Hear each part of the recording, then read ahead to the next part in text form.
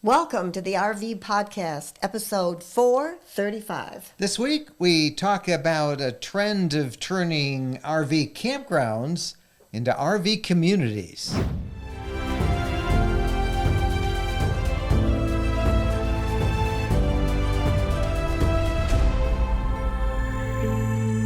Well, hello everybody, I'm Mike Wendland, and this is my lifelong traveling companion and my bride, Jennifer.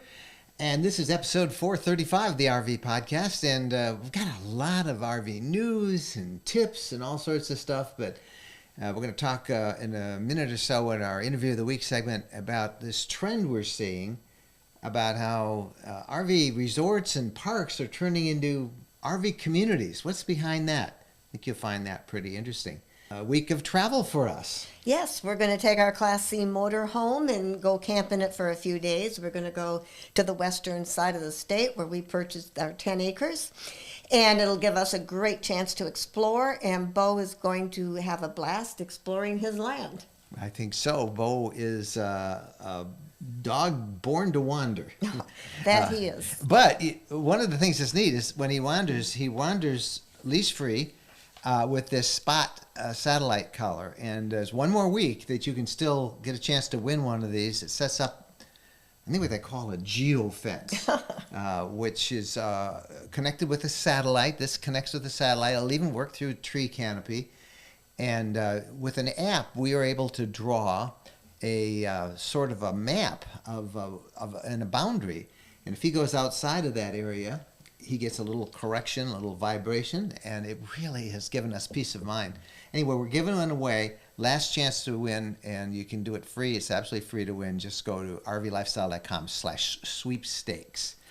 And I guess since I told about one of our RVs that we're going to use to go camping, I should mention our fifth wheel, which is on our Tennessee property near Linden, Tennessee. We've got 5 acres there, and the fifth wheel is just enjoying not being in winter weather. We call it our property down there, Loblolly Ridge. It's actually at the Woodlands at Buffalo River.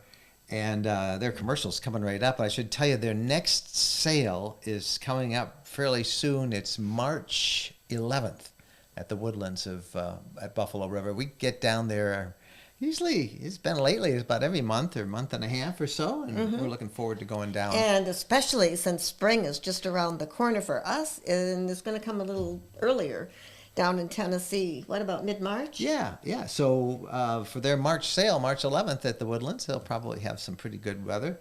And that's when we want to get down there. We get our first taste of spring, and we'll enjoy it. All right. We'll be right back. The Interview of the Week coming up after this. Tired of overcrowded campgrounds and competing for reservations, paying high fees for sites? Well, ownership is an emerging trend in RVing that might be right for you. It was for Jen and me. We bought some land just west of Nashville, Tennessee, in an incredible collection of mountaintop RV properties called the Woodlands at Buffalo River. These are 5 to 62 acre properties that allow RVs year-round starting at $79,900, and we loved it. The scenery is breathtaking, and you can own it outright. It's not a timeshare. It's your property, your way. You can landscape, garden, bring your pets, build what you want to. There's high-speed internet. And it's so private. It's a great place to make your home base. No more calling around for reservations, ready whenever you want. And they're selling these properties by appointment, 5 to 62 acres, $79,900. Financing, big discounts available on multi-lot packages. For information, visit myrvland.com. myrvland.com.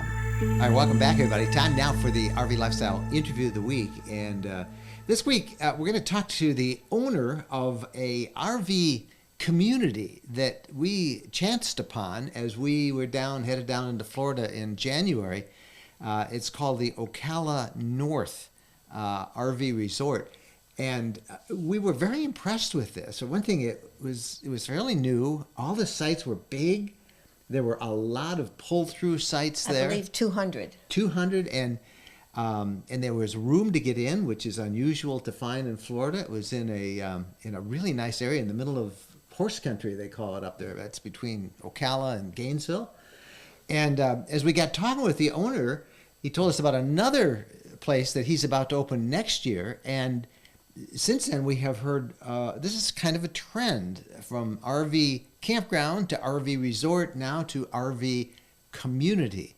And we thought that you were the ones who found Sean and brought him over, and thought it'd make a good interview. I thought he'd make an excellent interview because, number one, it really encourages me, and I know it encourages you when you hear about new parks being built, and especially by somebody who already has a park, because they know what they could do better and what people want. So we're going to show you a little bit of what that place is like, and give you an idea of this trend that's dropping up around the country from RV campgrounds to RV communities. Our guest is Sean Sims from Ocala North RV Resort. I think that the change has been in the making for 10 years.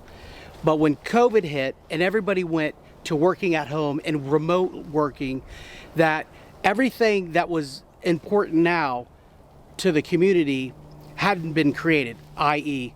The bathrooms, private bathrooms and showering facilities. In the RVs. In the community. The RV always has it.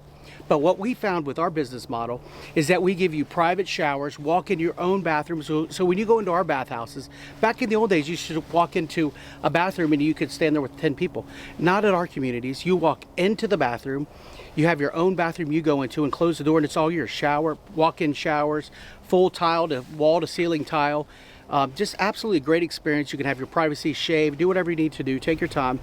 And then the second thing that we found that was super, super important is the internet, because everybody now is remote working. So they're doing their Zoom, they're doing their email, checking their emails.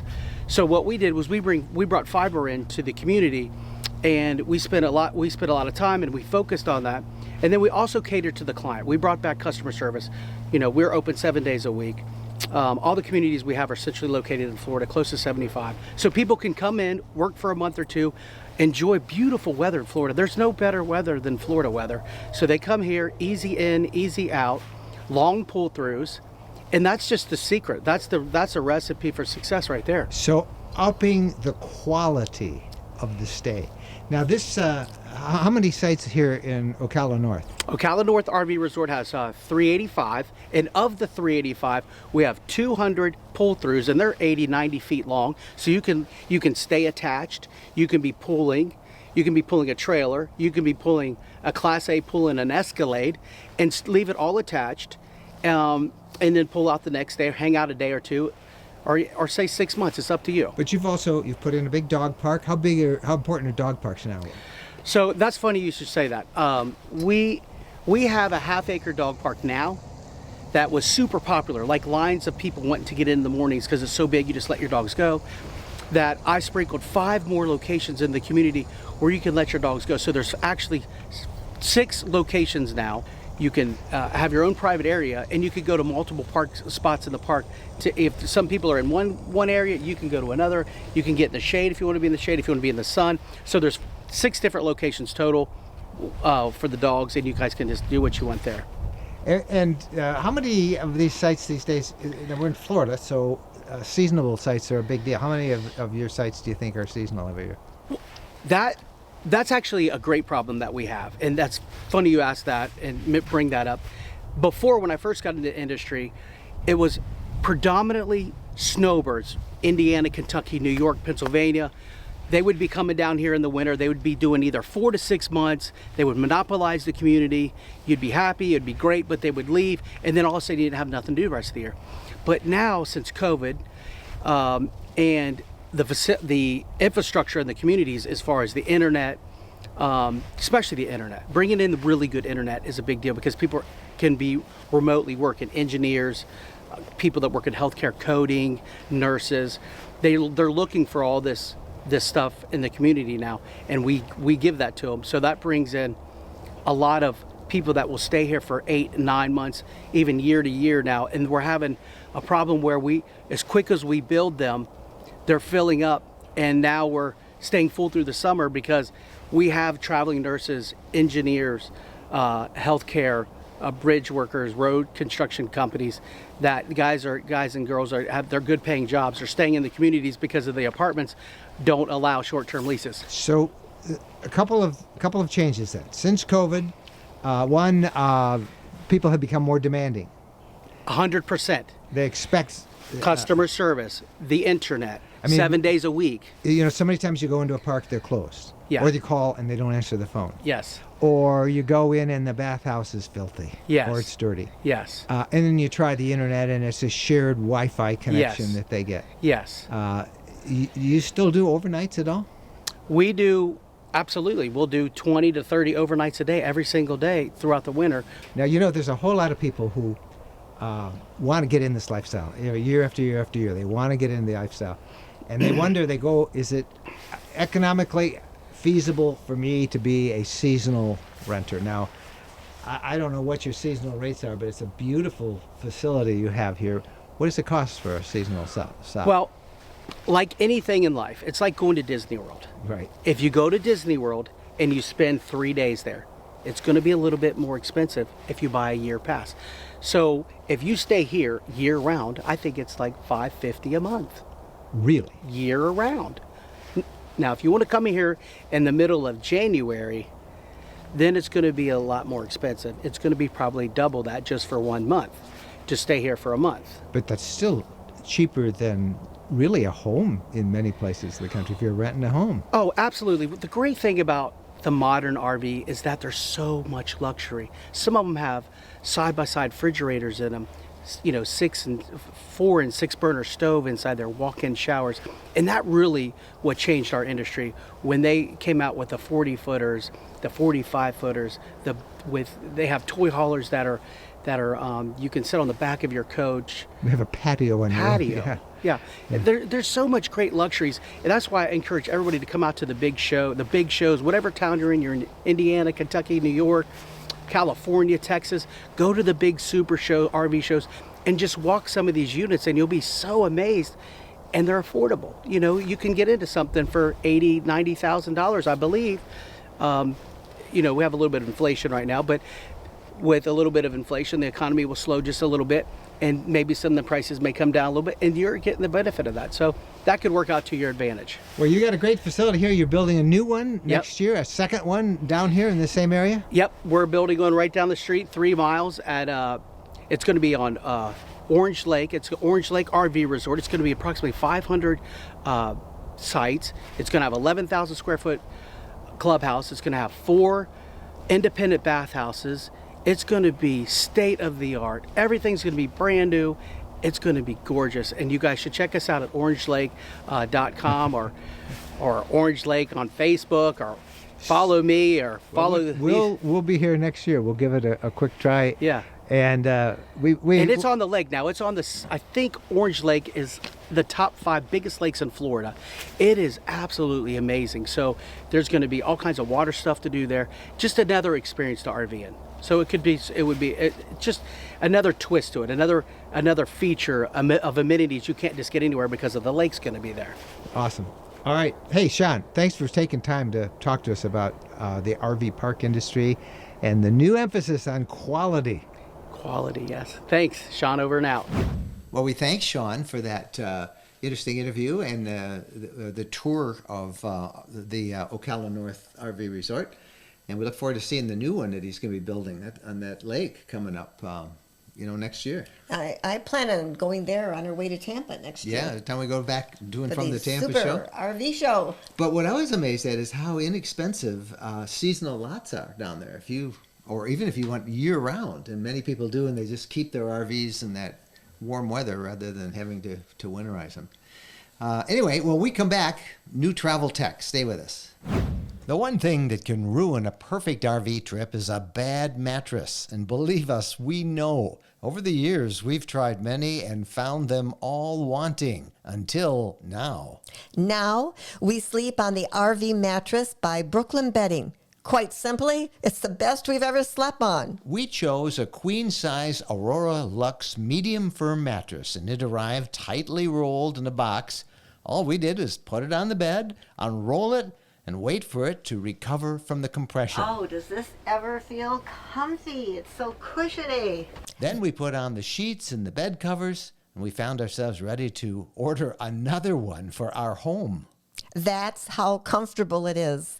That first night's sleep was luxurious and deep, and it's been like that ever since. The RV mattress by Brooklyn Bedding comes with a 120-night sleep trial and a 10-year warranty. Shipping is free.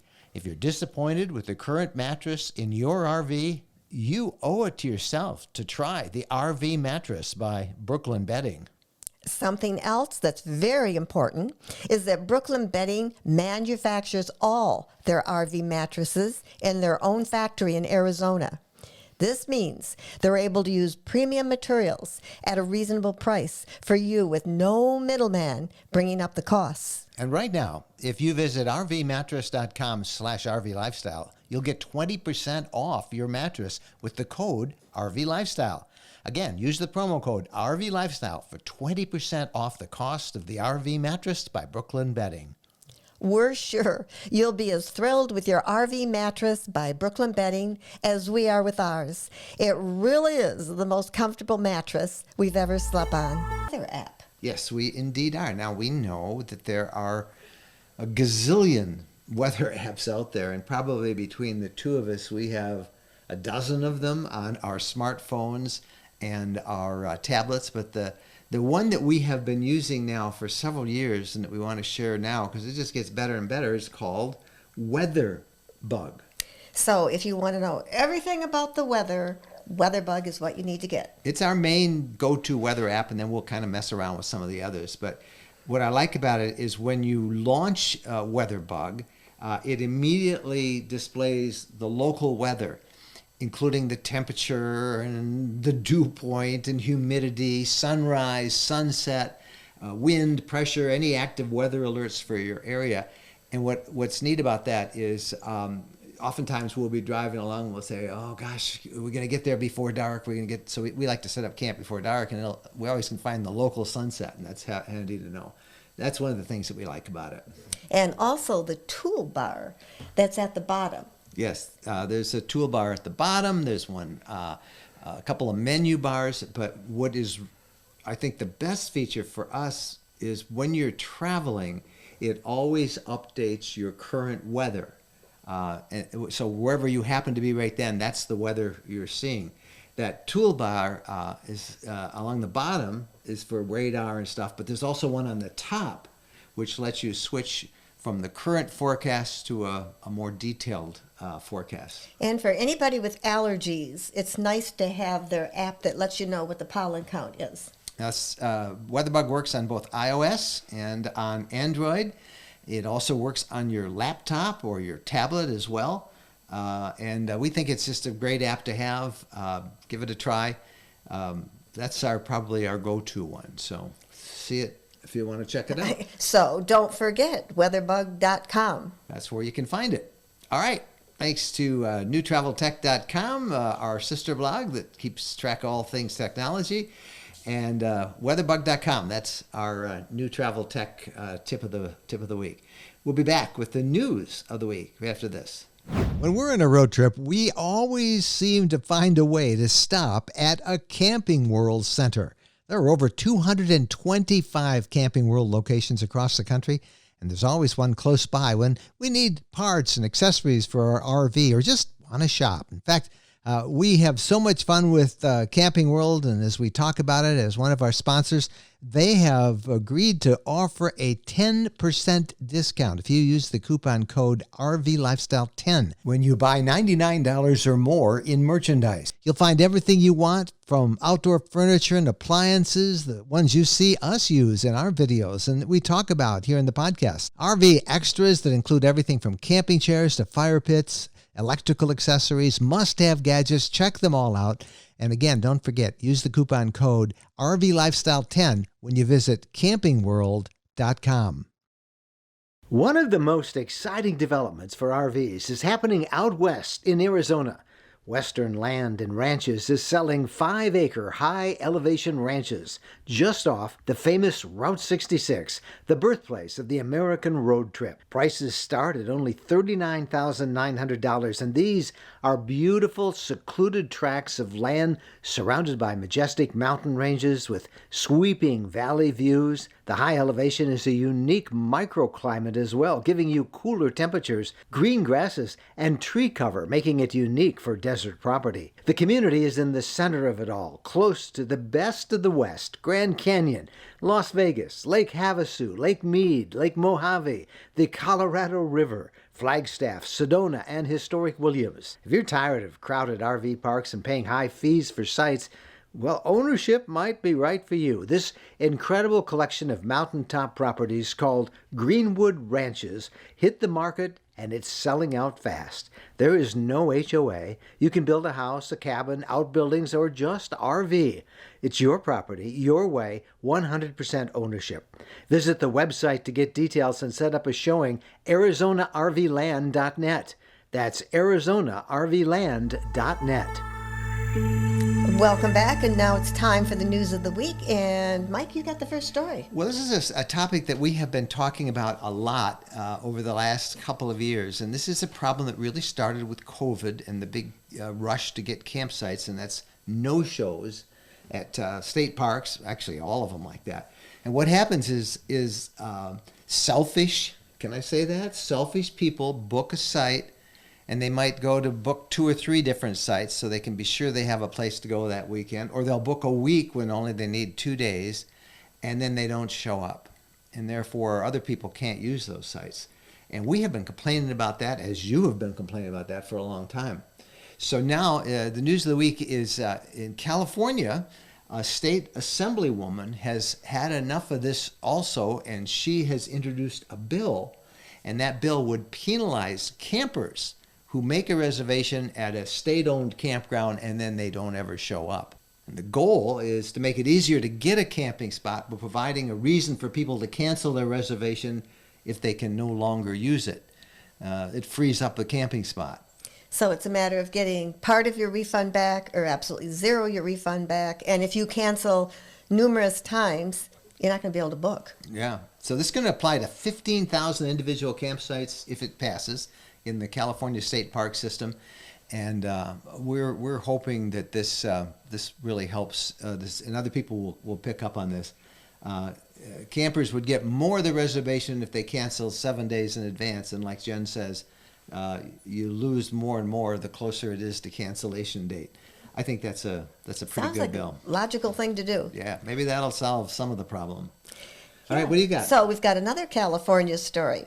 Because of all the rain that they've had out in California, all the drought that they've had, now they have rain and there's all those seeds from flowers. There's a super bloom going on out there. All those seeds that were laying dormant.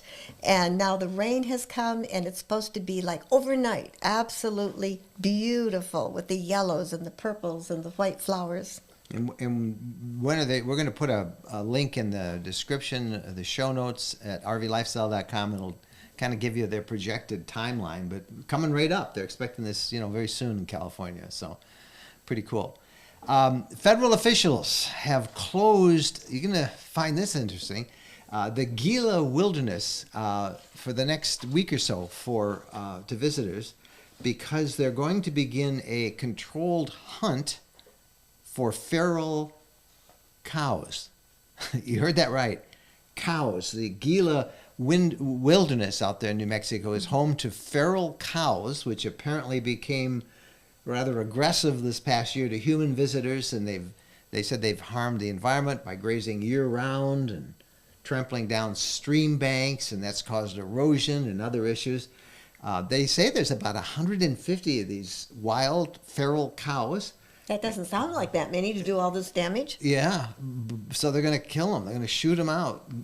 Gunmen, sounds really barbaric. Gunmen in helicopters will shoot them dead between Thursday and Sunday of this week, leaving their bodies out there to decompose. I don't understand that part. I guess it's too hard to harvest them. Oh, they're heavy. They're big. I guess they'll leave their remains out there unless they're near water or hiking trails or sensitive spots. But obviously there are some people in the New Mexico legislature who are opposed to this, and Cattlemen Association against it.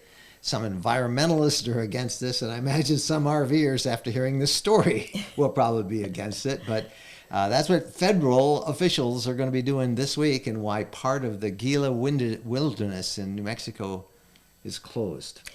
In a lot of states, they hand out permits and people get a license, like for deer hunting and things. If you need, this just sounds like a lot of expense flying around in helicopters, taking out cows. And leaving dead cows lying around out there. I don't know. Well, I don't understand. I don't have all the information. We're talking with the federal government. You never understand what they do. Okay, Mardi Gras, just around the corner.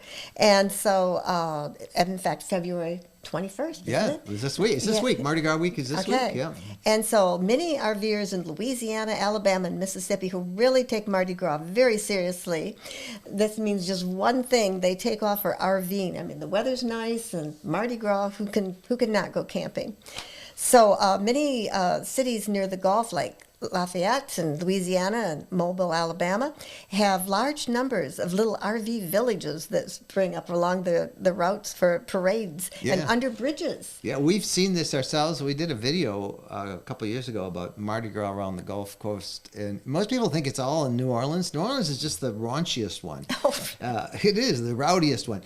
Mardi Gras events generally are pretty family friendly, and there's parades actually started a few weeks ago in all these communities along the South Gulf Coast there, and it's been fun to it's really fun to watch them. We put a video link, we'll put it in the show notes of what it was like with us, but in Mobile, Alabama, for like over 2 decades now, people have been setting up what they call RV City underneath a freeway, as the town has parade after parade. These different civic clubs all sponsor parades, and you need to get a spot ahead of time.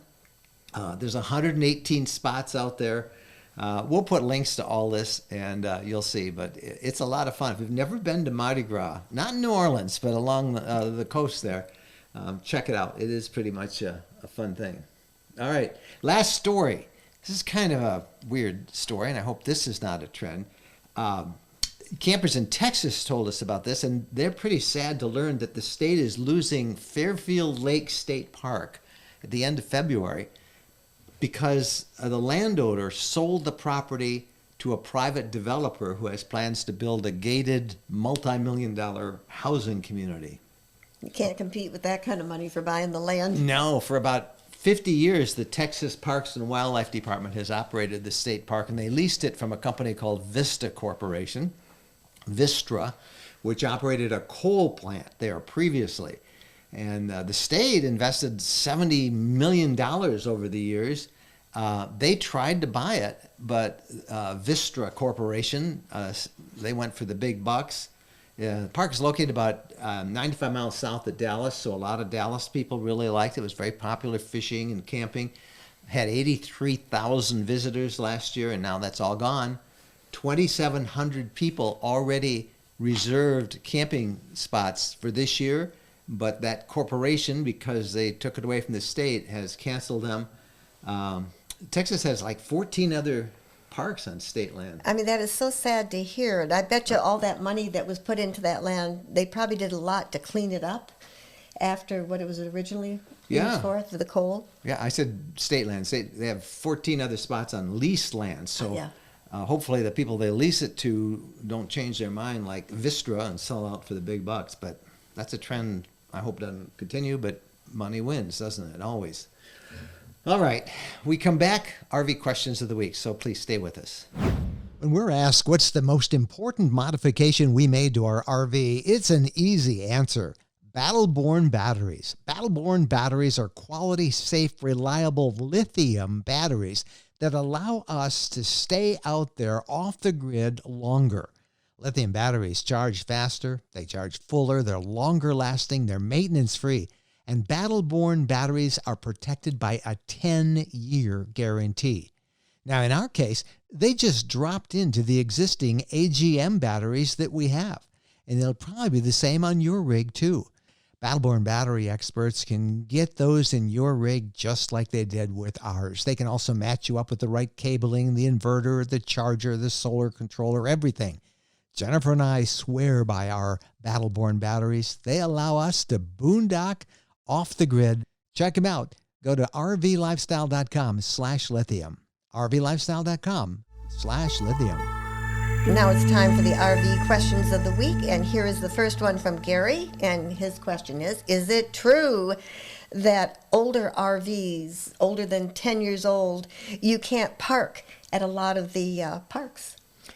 Yes, technically that is true, although in our experience it's not very often enforced unless the RV is in poor condition and has a lot of obvious defects and looks to kind of be on its last legs. Parks have that rule because they can say, well, it's right in the rules. They can exclude rigs that in their mind would reflect poorly on the appearance of the park. And we've heard of some who would require would-be renters who have something older than 10 years to send in a photo of their RV so they can check it out. There are some RV parks that don't allow any Class Bs, no matter how new it is or how old it is. No camper vans, Class Bs. Others are for Class A motor coaches only. So, generally speaking, I think, though, at most campgrounds, if your RV is well maintained, if it's clean, good mechanical condition, I think you'll be fine. But they do have that rule, and sometimes they do enforce it. Fortunately, I think that's a minority of cases, but they do have that rule. And I can see why they do. Yeah, I mean, there are some out, you got to have a rule for the exceptions, right? Yes. So, and it's usually an exception. I mean, we have seen RVs out there with wood boarding up windows, and my gosh, it looked in pretty rough shape. With the body tied together with duct tape, and that's what they're trying to avoid. That's what they're So if you don't do that, you should be okay. All right, here's one that is for you, Jennifer, and it's from Megan. And Megan says, what do you use for a vacuum cleaner in your RV? It always looks so clean and sparkling in your videos, and I've heard you talk about vacuuming it before and after your trips. Well, I used to use just a plain old whisk broom and then decided that was much too much labor, and I got a little Shark vacuum that I love. It's easy to detach if I want to use it as a hand vacuum or attach the bottom so that I can do carpet. And I use that thing all the time. It picks up sand easily. In fact, I like it so much that we bought a second one because we have one in the fifth wheel and one in our the motorhome. And I think the thing that we use it sometimes to clean out our truck or our vehicles, it really picks up bow hair very well too. Mm-hmm. The actual model number we have, it's a cordless one. They make a whole bunch of different models, and I think ours costs like $130 or so, but it's the Shark IX141 Pet Cordless Shark Vacuum. That's the Amazon name, and we'll put a Amazon affiliate link in the show notes if you want to see the one we have. And for those of you who don't read the manual that comes with it real well, if you buy that, there's a couple little filters that you have to take out regularly and rinse out and wash. And that way it'll work. Otherwise, it'll get clogged up with dust, and you won't like it at all. You won't like this vacuum. It's really easy because all the stuff kind of goes into this dust bowl, and then you just put that over, so a garbage bag or something, and you just lift it, and it just empties right out. But you do want to periodically clean the filters, as in any vacuum. That's the Shark IX141. Again, we'll put a link at rvlifestyle.com in the show notes for you so you can find that. All right, that's the podcast for this week. If you have a comment or if you have a question, we would love to hear from you. Our private email is mikeandjen@rvlifestyle.com. Happy trails.